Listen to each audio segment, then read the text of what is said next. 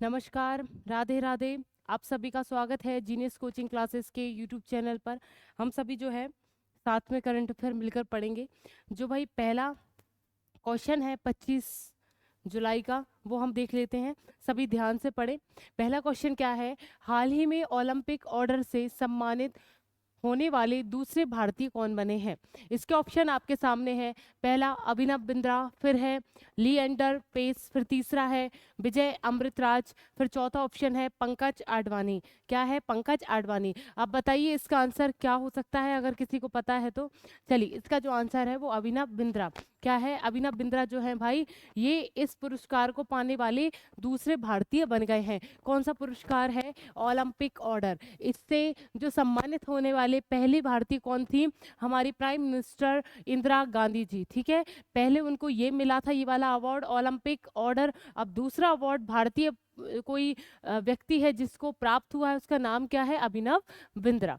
चलिए, अंतरराष्ट्रीय ओलंपिक समिति ने ओलंपिक स्वर्ण पदक विजेता अभिनव बिंद्रा, ये जो है ओलंपिक में स्वर्ण पदक प्राप्त कर चुके हैं, अभिनव बिंद्रा को ओलंपिक ऑर्डर से सम्मानित किया गया है। ये जो पुरस्कार है उसका नाम अच्छे से याद रखें, ओलंपिक ऑर्डर। ठीक है, और पहली बार किसको मिला था? इंदिरा गांधी जी को। चलिए, अभिनव बिंद्रा को यह सम्मान 10 अगस्त को पेरिस में आयोजित होने वाले पुरस्कार समारोह में दिया जाएगा।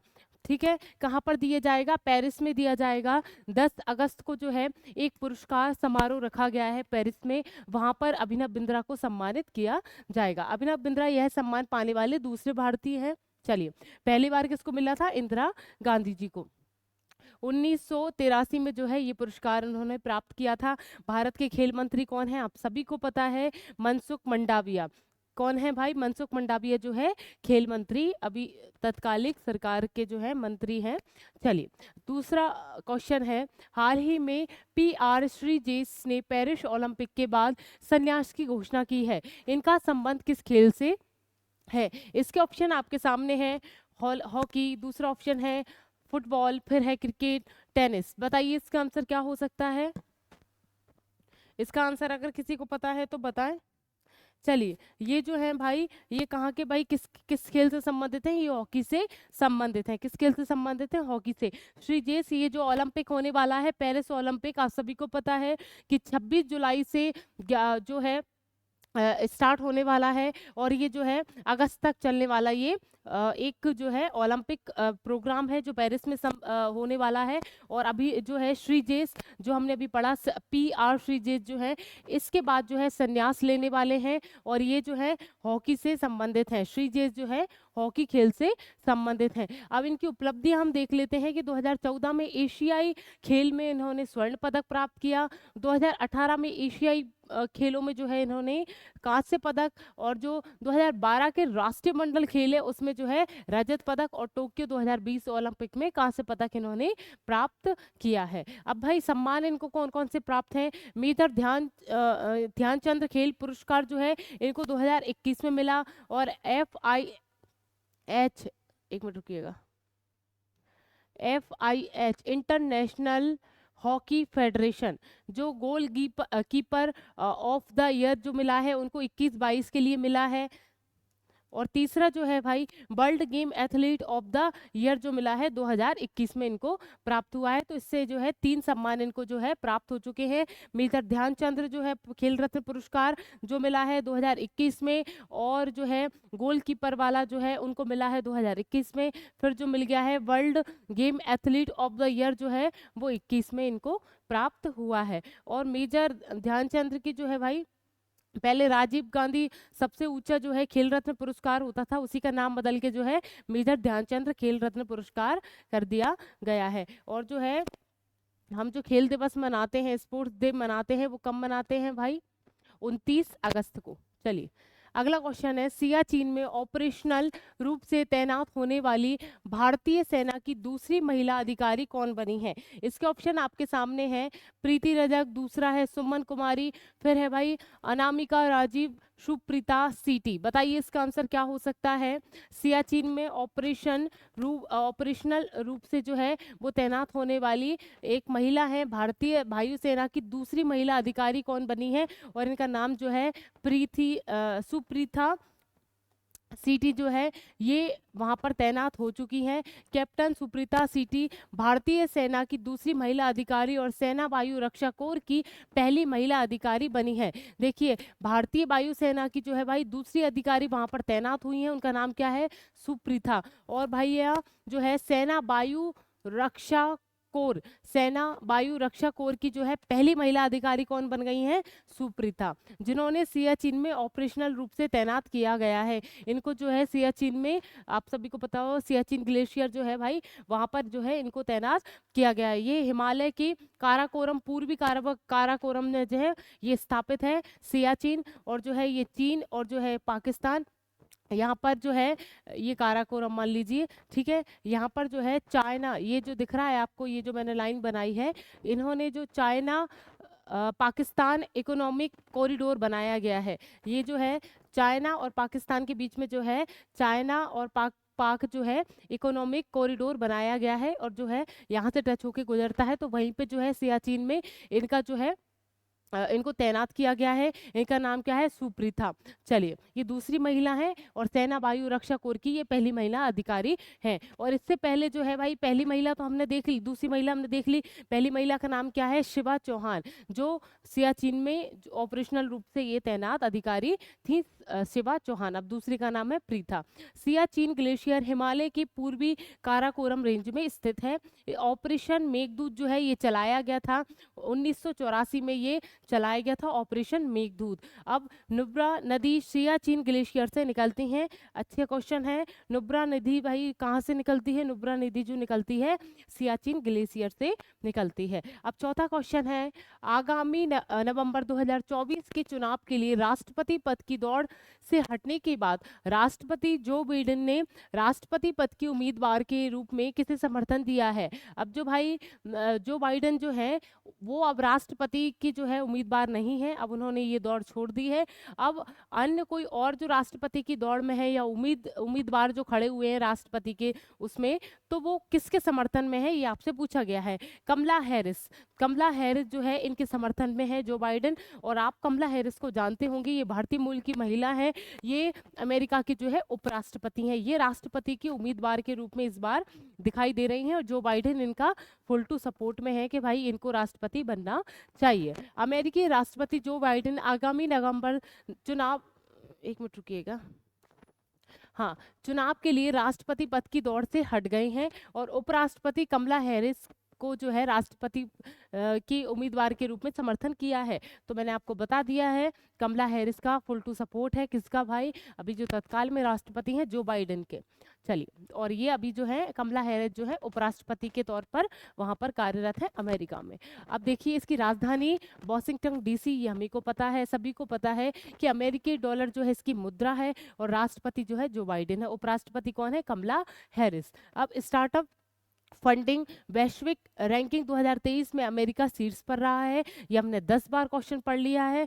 ये जैसे ही क्वेश्चन आएगा इसका आंसर आप सभी सही लगा सकते हैं, जहाँ तक मैं समझती हूँ, क्योंकि सबने पढ़ाई है, बहुत अच्छे से पढ़ा है। भारत और अमेरिका के बीच संयुक्त अभ्यास जो है वज्र प्रहार, क्या नाम है, वज्र प्रहार जो है वो उमरोई मेघालय में संपन्न हुआ है। वज्र प्रहार जो है वो हमारे भारत के मेघालय में उमरोई में स्थापित अभी हमने जो है संपन्न किया है। फिनटेक यूनिकॉर्न के मामले में यूएसए शीर्ष पर रहा है। ये भी कहाँ पर, ये भी हमने पढ़ रखा है कि यूएसए जो है फिनटेक यूनिकॉर्न या कंपनियों के मामले में जो है वो यूएस सबसे ऊपर है। भारत के बाहर भीमराव अंबेडकर की सबसे बड़ी जो प्रतिमा है वो कहाँ पर है, मैरीलैंड अमेरिका। कहाँ पर है, मैरीलैंड अमेरिका। और स्वर्ण भंडार के मामले में अमेरिका टॉप पर है और भारत 90 स्थान पर है। हमको लगता है हमारा भारत ही फर्स्ट होगा, ठीक है। हमारी महिलाएं जो है ज़्यादा सोना करती हैं, पर अमेरिका में जो है स्वर्ण भंडार ज़्यादा है, और भाई अमेरिका जो है भारत 90 नंबर पर है। 5वां स्थान जो है, हाल ही में राष्ट्रीय प्रसारण दिवस कब मनाया जाता है। इसके ऑप्शन आपके सामने है, 23 जुलाई, 15 जुलाई, 20 जुलाई, 18 जुलाई, बताइए इसका आंसर। चलिए, ये जो है इसका आंसर 23 जुलाई जो है इसका आंसर है। राष्ट्रीय प्रसारण दिवस 23 जुलाई को मनाया जाता है। 15 जुलाई को जो है अंतर्राष्ट्रीय युवा कौशल दिवस मनाया जाता है। यहाँ पर अंतर्राष्ट्रीय शतरंज दिवस मनाया जाता है। और जो 18 को है नेशनल मंडेला दिवस मनाया जाता है। तो 23 जुलाई जो है राष्ट्रीय प्रसारण दिवस मनाते हैं हम। चलिए, हर वर्ष 23 जुलाई को भारत में राष्ट्रीय प्रसारण दिवस के रूप में मनाया जाता है। यह एक खास दिन देश में संगठित रेडियो प्रसारण, किसके लिए भाई, रेडियो प्रसारण की जन्म की याद दिलाता है। और जिसे 1927 में भारतीय प्रसारण कंपनी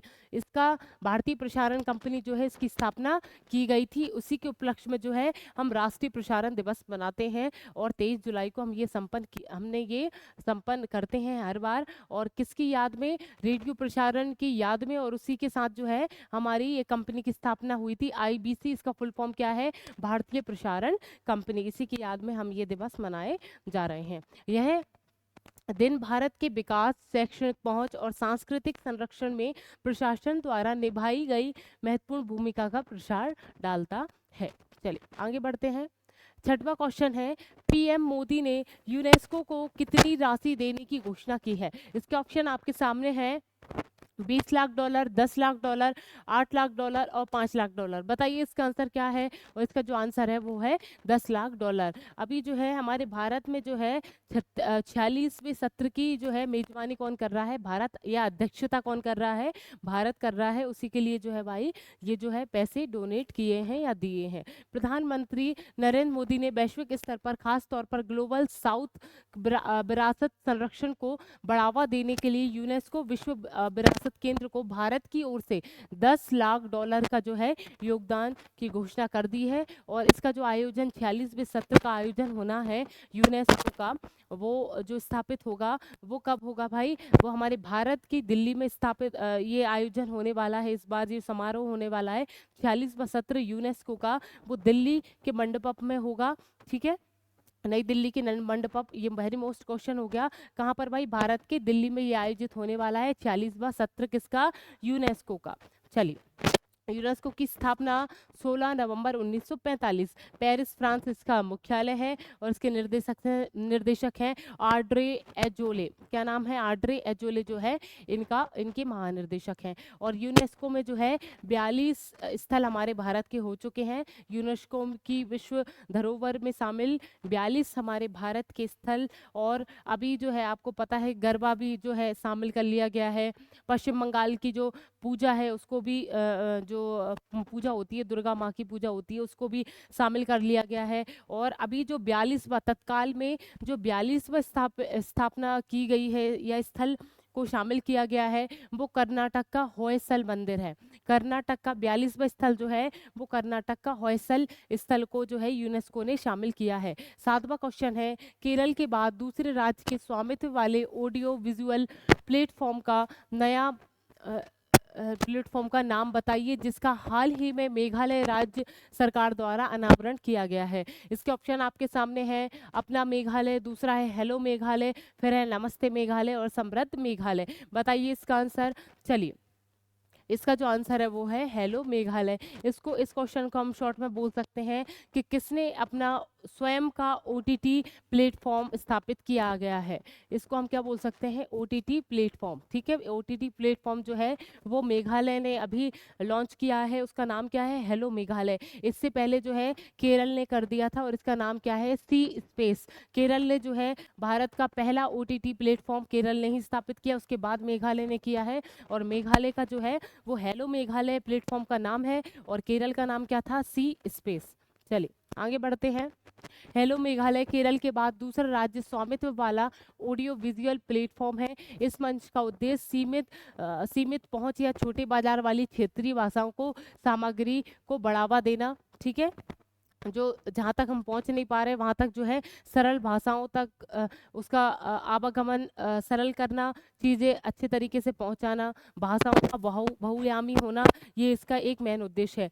यह सामग्री निर्माताओं के लिए दर्शक आधारित वित्तीय गारंटी प्रदान करता है तथा यह सुनिश्चित करता है कि उन्हें अपनी सामग्री के दर्शक दर्शक संख्या के आधार पर भुगतान प्राप्त हो। और यह जो है मेघालय की फिल्म निर्माता, संगीतकारों, सोशल मीडिया प्रभावित अन्य सामग्रियों को निर्माताओं को समर्थन देगा। ये बहुउद्देशीय एक प्लेटफॉर्म है, भाषा से संबंधित, आर्थिक रूप से संबंधित, या फिल्म निर्माता से संबंधित, फिल्म से संबंधित, ये सब चीज़ें जो है इससे संबंधित होंगी। ये मेघालय राज्य ने हेलो मेघालय प्लेटफॉर्म एक लॉन्च किया है। इसकी राजधानी मेघालय की शिलोंग, और इसके कानराग जो है संगमा इनके मुख्यमंत्री हैं, और फिर इनके राज्यपाल है फागू चौहान। और इसके जिलों के नाम, जिले कितने हैं भाई? 12।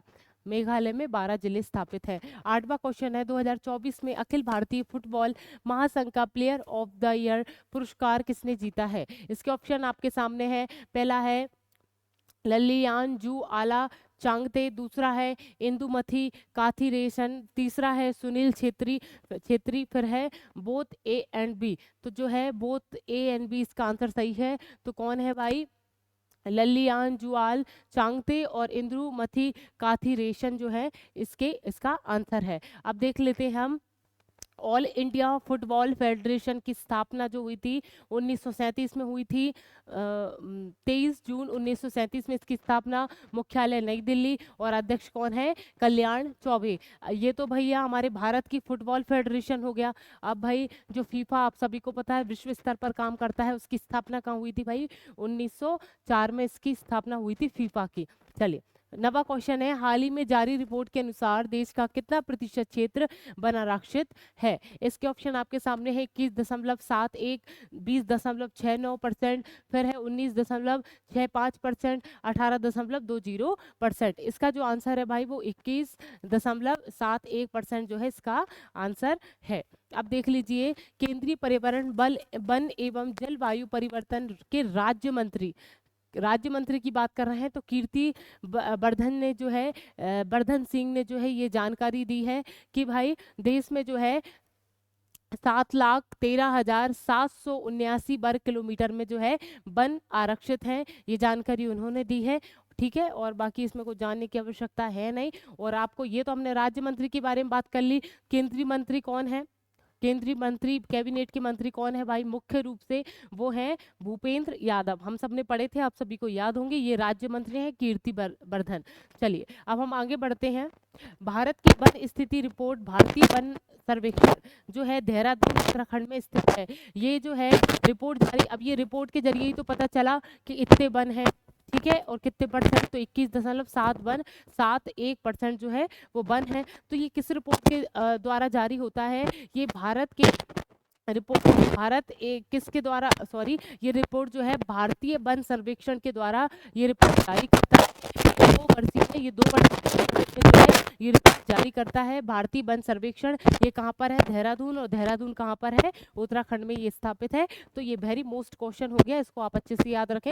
ये रिपोर्ट जो है वो देहरादून का भारतीय वन सर्वेक्षण जारी करता है। भारतीय वन सर्वेक्षण केंद्रीय पर्यावरण मंत्रालय के अंतर्गत काम करती है। ठीक है, तो इसके अंतर्गत जो है ये काम करने वाली संस्था है पर्यावरण मंत्रालय के अंतर्गत। 10वां क्वेश्चन है, और ये रिवीजन का क्वेश्चन है, हम सभी ने ये क्वेश्चन पढ़ रखा है।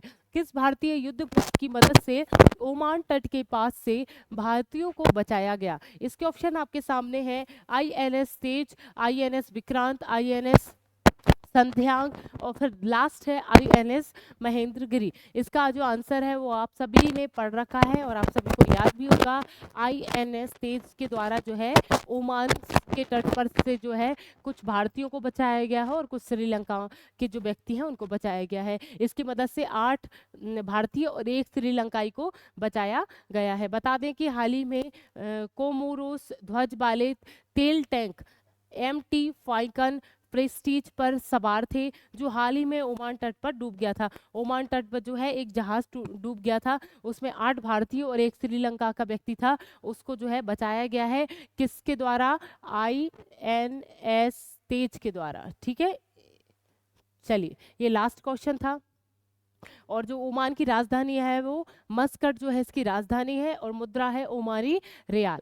चलिए, ये लास्ट क्वेश्चन था। और अभी जो आपके जो पॉइंट हैं, कुछ पॉइंट हम जो लास्ट में रखते हैं, वो पॉइंट आप अच्छे से याद कर लीजिए। देखिए, ये क्वेश्चन हमने 10 बार पढ़ लिया है, या फिर 10 बार भी अगर ना पढ़ा हो तो हमने 1-2 बार भी पढ़ लिया है। तो ये मैंने आपको ट्रिक के साथ बताया था। हमने आलोक शर्मा पढ़ा था, उसी को मैंने कटवा के आलोक शुक्ला कराया था। तो क्या है, गोल्ड मैन पर्यावरण पुरस्कार 2024 का वो आलोक शुक्ला को मिला है, गोल्ड मैन। चलिए, डॉक्टर सी नारायण रेड्डी राष्ट्रीय साहित्य पुरस्कार, वो भाई किसको मिला है, शिव शंकरी को। किसको मिला है, शिव शंकरी। नारायण भगवान का नाम आ रहा है, तो उनका जो आंसर भी होगा शिव शंकरी। ये याद करने के लिए एक ट्रिक बता दी है मैंने आपको। भूटान सर्वोच्च नागरिक सम्मान जो है, ऑर्डर ऑफ ड्रुक ग्याल्पो 2024 जो है, वो हमारे प्राइम मिनिस्टर नरेंद्र मोदी जी को मिला है। भूटान का सर्वोच्च नागरिक पुरस्कार जो है, वो हमारे प्राइम मिनिस्टर नरेंद्र मोदी जी को मिला है। अब एबेल पुरस्कार 2024, ये किसको मिला है, मिशेल ट्रेल ग्रांट जो है वो उनको प्राप्त हुआ है। National Mandela life time achievement award जो है, विनोद गणात्रा को मिला है। नेशनल मंडेला जो है, अभी हमने पढ़ा 18 जुलाई को जो है ये दिवस मनाया जाता है, नेशनल मंडेला दिवस, जो हमने अभी पढ़ा है, मैंने आपको रिवीजन करा दिया। अंतर्राष्ट्रीय बुकर पुरस्कार 2024 जो है, ये किसको मिला है, जेनी एप्रेनबेक। ये तो आपको नींद में भी आपको रट गया होगा, जेनी एप्रेनबेक को जो है अंतर्राष्ट्रीय बुकर पुरस्कार 2024 का मिला है। इनकी एक पुस्तक की वजह से ये मिला है। ये क्या नाम है इसका, कैरोस। क्या नाम है, कैरोस इनकी पुस्तक का नाम है, इसी के लिए इनको बुकर पुरस्कार दिया गया है। चलिए, इसी के साथ जो है मैं आपसे कल मिलती हूँ। राधे राधे।